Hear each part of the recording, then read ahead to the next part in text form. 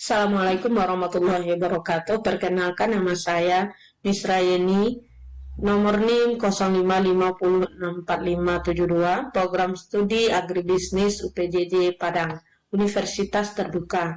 Baiklah, pada kesempatan kali ini saya akan mempresentasikan hasil materi penyuluhan yang telah saya susun dengan judul pengendalian hama tikus.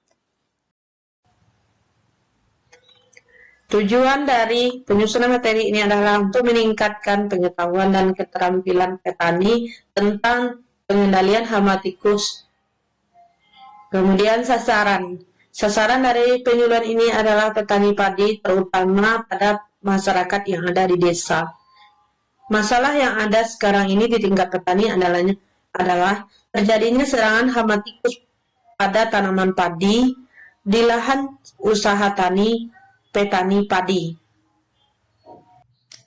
Tikus sawah atau dikenal dengan istilah Rattus argentiventer mempunyai beberapa ciri-ciri. Yang pertama, merupakan OPT utama pada semua komoditas tanaman pangan. Yang kedua, karakteristiknya bersifat polifag, kosmopolitan, dan cerdas. Yang ketiga, menimbulkan kerugian yang besar. Serangannya dalam waktu singkat sehingga berpotensi menyebabkan fuso.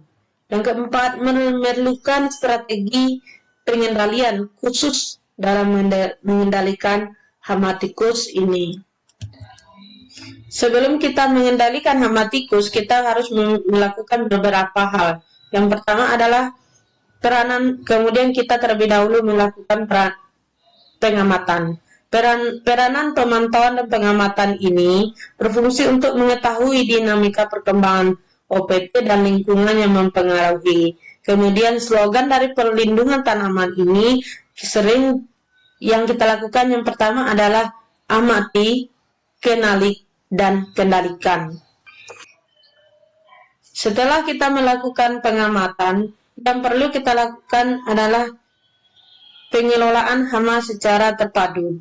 Didasarkan pada ekologi tikus, pengendalian dini intensif dan berkelanjutan dengan memanfaatkan teknologi pengendalian yang sesuai dan tepat waktu. Pelaksanaan pengendalian dilakukan oleh petani secara serempak atau bersama-sama dalam areal yang luas dan berkesinambungan atau berkelanjutan. Ini merupakan kunci sukses dari sebuah keberhasilan dari pengendalian hama tikus. Dalam pengendalian hama tikus, kita mengenal beberapa teknik pengendalian hama tikus. Yang pertama adalah sanitasi lingkungan, yang kedua secara kultur teknis, biologis, kemudian kelima adalah dengan cara kimia, yang keenam adalah dengan cara terpadu. Dari teknik pengendalian tadi kita akan membahas satu persatu. Yang pertama adalah sanitasi lahan atau sanitasi lingkungan. Langkah yang pertama adalah membersihkan tanggul-tanggul yang ada di sekeliling lahan sawah itu terlebih dahulu kita bersihkan. Yang kedua, irigasi atau yang terdapat di lokasi sawah yang terkena serangan hama tikus itu terlebih dahulu kita bersihkan. Kemudian pematang sawah yang banyak dikelilingi oleh rumput itu terlebih dahulu kita bersihkan. Kemudian pekarangan yang dekat-dekat dengan sawah itu ada munggu-munggunya, terlebih dahulu kita bersihkan dari sampah atau rumput-rumputan. Yang kelima, pakan alternatif atau guma tertentu. Yang keenam, lahan yang kosong. Lahan yang kosong ini maksudnya adalah munggu-munggu yang ada di sekitar lahan sawah, itu terlebih dahulu kita bersihkan. Kemudian yang langkah yang ketujuh dalam sanitasi lahan ini adalah meminimalkan ukuran pematang maksimal 30 cm. Berarti kita harus di saat pengolahan lahan sawah itu kita akan membuat pematang sawah itu dengan maksimal ukurannya sebanyak 30 cm. Langkah selanjutnya dalam pengendalian hama tikus adalah dengan secara kultur teknis. Di dalam kultur teknis ini yang akan kita lakukan yang pertama adalah tanam dan panen serempak. Apabila tidak memungkinkan, atur agar selisih waktu tanam maksimal 2 minggu untuk membatasi ketersediaan pakan tikus sawah, sehingga membatasi untuk berkembang biaknya hama tikus. Langkah yang kedua yaitu pengaturan pola tanam atau penerapan sawah pokok murah.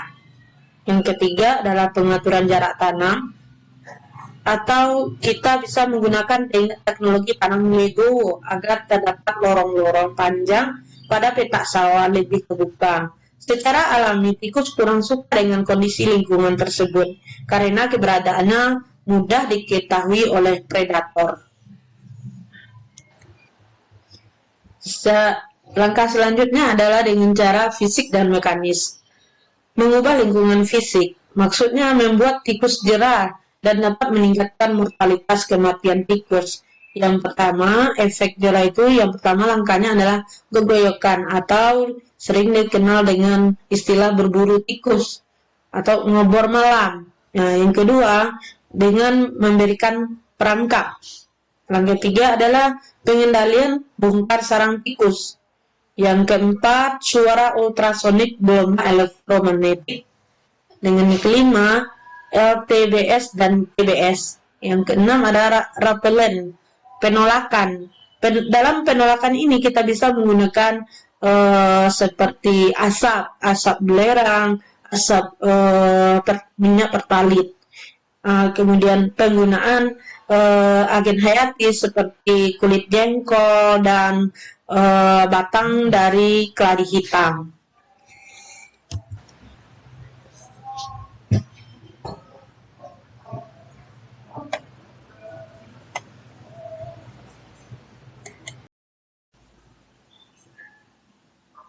Mari kita mengenal secara pengendalian hama tikus ini secara fisik. Nah, yang pertama adalah TBS atau Trap Barrier System, perangkap tikus sawah. TBS ini dibuat di dalam sawah dengan parit air di pinggirnya, kemudian untuk mengarahkan tikus ke arah perangkap atau trail box. Cara kerja, satu tikus bergerak di pematang atau di dalam sawah. Kemudian pagar pengarah mengarahkan tikus mengikuti jalur dari air dan masuk ke dalam box. Ini adalah box dari perangkap dari hama tikus. Kemudian ini adalah gambar dari TBS yang akan kita buat. Ukuran dari TBS ini, dari ukuran saluran air ini yaitu 20 cm kali 25 dikali 25 meter. Pagar plastiknya tingginya itu 60 sampai 70 cm. Kemudian panjangnya kayu-kayu yang ada di sekeliling plastik itu ukurannya 1 meter.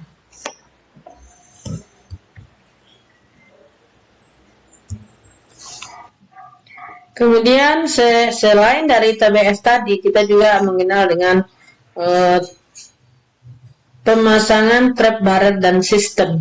Nah, ini kita memakai merupakan penghalang dari bahan plastik yang dipasang memanjang secara linear di pematang sawah untuk membatasi pergerakan tikus dari pematang ke petakan sawah. Sistem ini aman dan efektif serta ramah lingkungan. Langkah cara pemasangan terbareng dan sistem ini, yang pertama adalah persiapkan alat dan bahan yang dibutuhkan. Yang pertama adalah plastik, kemudian palu, kemudian kayunya. Kemudian tentukan lokasi pemasangan dari plastik ini. Yang ketiga, membuat parit dangkal. Kemudian yang keempat, pemasangan barirnya. Setelah pemasangan, kemudian kita pasang patok penyangga. Yang keenam, timbun dan rapikan. Ini dipasang di sekeliling piringan sawah. Kemudian teknik pengendalian hama tikus selanjutnya adalah repelen. Maksudnya repelen ini adalah menggunakan zat penolak tikus, menggunakan bau-bau yang menyengat, yang tidak disukai oleh hama tikus tetapi aman dengan lingkungan.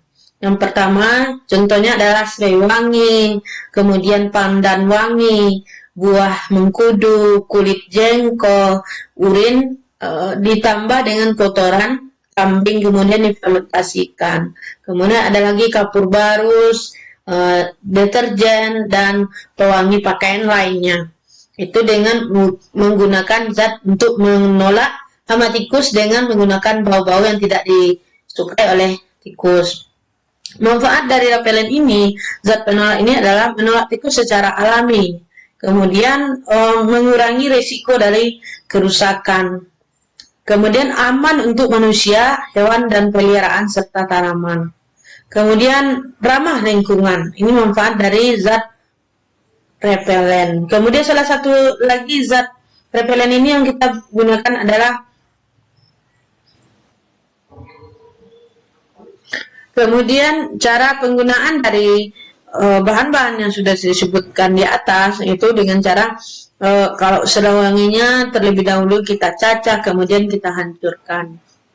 Semua bahan ini kita hancurkan, kemudian kita fermentasi, dan kemudian langkah yang selanjutnya adalah menebarkan di area sawah yang kita di mana di tempat-tempat kita tandai terlebih dahulu di mana jejak-jejak kaki dari tikus itu berjalan. Di sana kita letakkan bahan-bahan yang menggunakan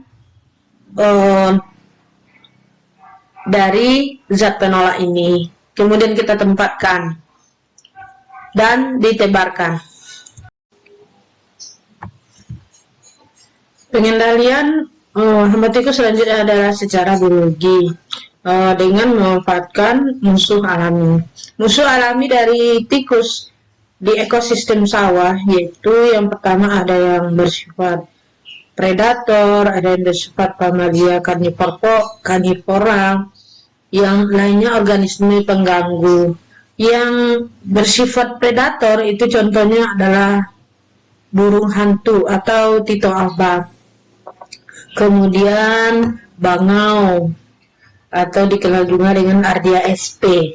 Kemudian alap-alap atau elang. Kemudian ular juga bisa memakan hama tikus. Kemudian biawak itu termasuk ke dalam golongan predator. Sedangkan yang termasuk pada golongan Pramalia karnivora yaitu musang. Musang juga termasuk aktif pada malam hari. Kemudian dia memangsa hama tikus. Garangan, pemburu tikus yang gesit dan agresif. Kemudian kucing. Kucing juga termasuk memangsa tikus di sekitar lahan sawah. Sedangkan yang lainnya adalah burung kuntul atau membantu memangsa tikus kecil dan anak tikus di sawah. Kemudian buaya memangsa hama tikus di tepi-tepi sawah. Manfaat dari musuh alami ini adalah menekan populasi tikus secara alami. Yang kedua, mengurangi kerugian hasil pertanian. Yang ketiga, menjaga keseimbangan ekosistem sawah. Yang keempat, mengurangi ketergantungan pada bahan pestisida. Cara mendukung musuh alami yang pertama adalah memasang rumah buru hantu, kemudian menjaga habitat alami seperti pematang, semak-semak, dan pohon. Itu dimanfaatkan oleh sebangsa burung. Kemudian hindari penggunaan racun secara berkelebihan di lahan hamparan sawah yang terkena serangan. Kemudian kelola air dan lingkungan. Tanam tanaman refugia untuk mengendalikan hama yang lainnya. Demikianlah presentasi dari saya tentang pengendalian hama tikus OPT sawah yang dapat saya sampaikan. Mohon maaf atas segala kekurangan. Saya tutup. Assalamualaikum warahmatullahi wabarakatuh.